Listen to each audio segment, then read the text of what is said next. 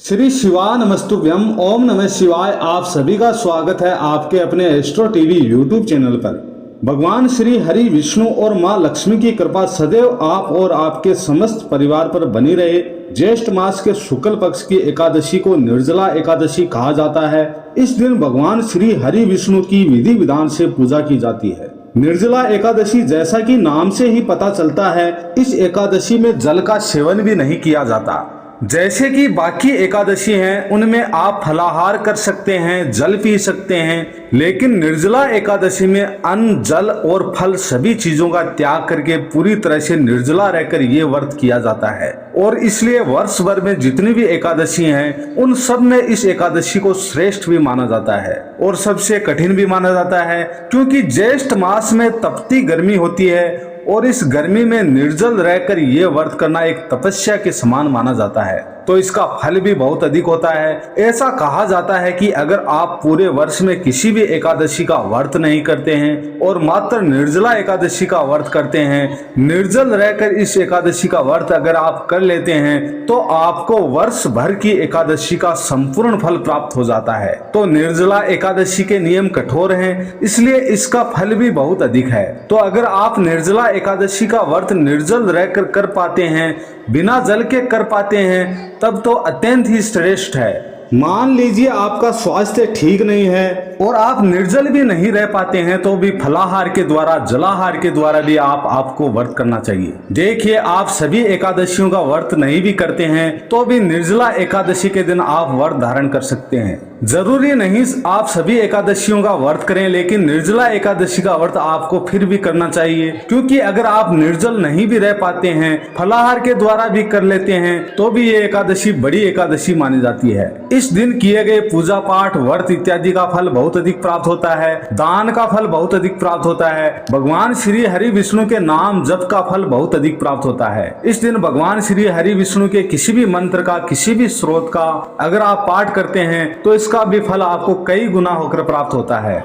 निर्जला एकादशी के दिन घड़े का दान करना श्रेष्ठ माना जाता है, मतलब जल से भरे हुए घड़े का दान करना श्रेष्ठ माना जाता है। बहुत से स्थानों पर लोग प्याऊ लगवाते हैं, शरबत बांटते हैं, क्योंकि आज के दिन जल बांटना, जल का वितरण करना बहुत श्रेष्ठ माना जाता है। और अगर आप निर्जला ये व्रत कर रहे हैं, बिना जल के आप ये व्रत कर रहे हैं और उस अवस्था में अगर आप जल का वितरण करते हैं तो इसका फल और भी अधिक हो जाता है, क्योंकि स्वयं प्यासे रहकर और दूसरों को जल पिलाना ये महान पुण्य माना जाता है। जो भक्त पहली बार एकादशी का व्रत प्रारंभ करना चाहते हैं, और कई भक्तों के प्रश्न आते हैं कि क्या हम पहली बार व्रत प्रारंभ कर सकते हैं एकादशी का।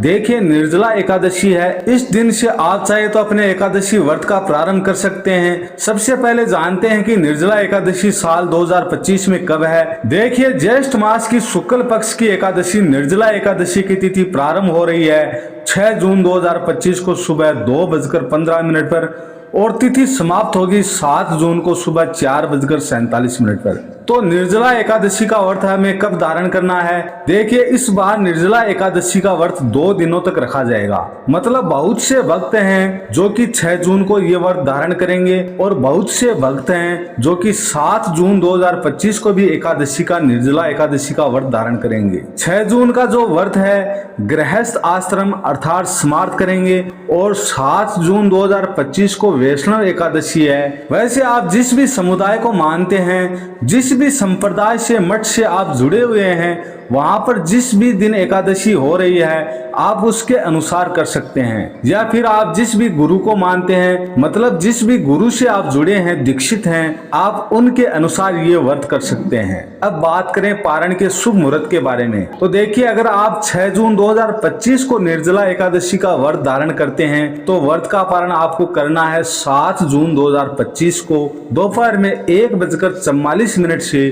4:31 के बीच में। ऐसा क्यों?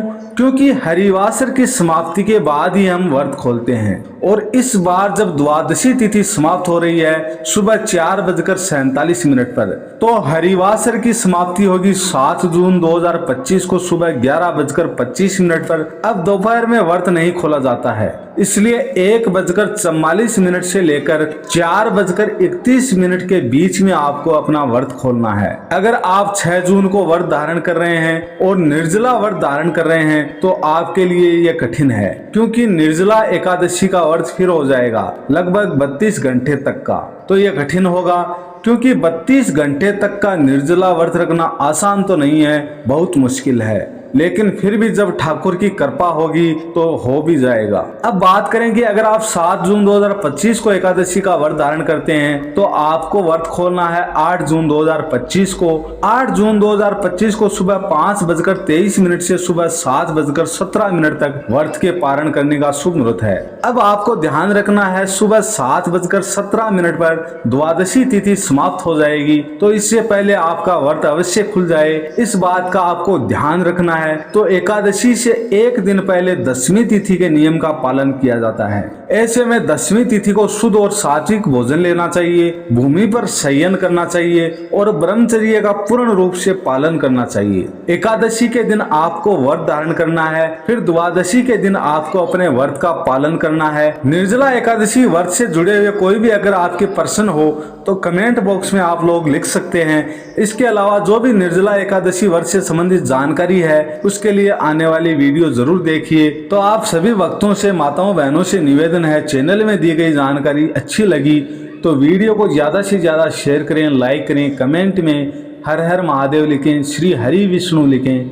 ओम नमः शिवाय, श्री शिवा नमः।